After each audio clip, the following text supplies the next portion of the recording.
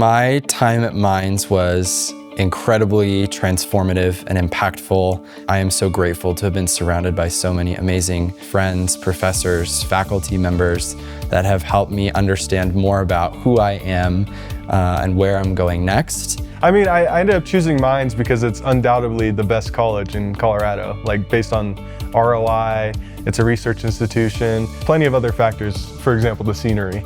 Mines has a transfer agreement with Colorado community colleges, so that gave me a pathway as a non-traditional student. The Mines community is fantastic. I genuinely think it's like family. I've met some of my favorite people here and people that I can fall back on, whether I'm struggling in a class or if I'm struggling in my life. Those are people who I know always have my back. I think my favorite tradition is probably M-Climb. I think it's very indicative that Mines is not without challenge, but that there's a lot of support from your community members. E-Days is really wonderful. That's really helped me feel connected to everyone here and kind of having that shared experience. We always go to the outdoor recreation center.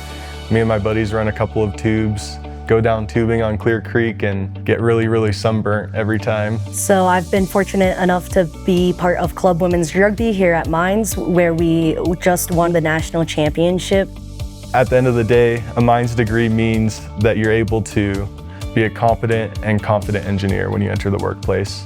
More than any specific skill that you might have learned, I think the Mines degree kind of unlocks a world of people who are familiar with the dedication that it requires to complete a Mines degree and the hard work that comes with it.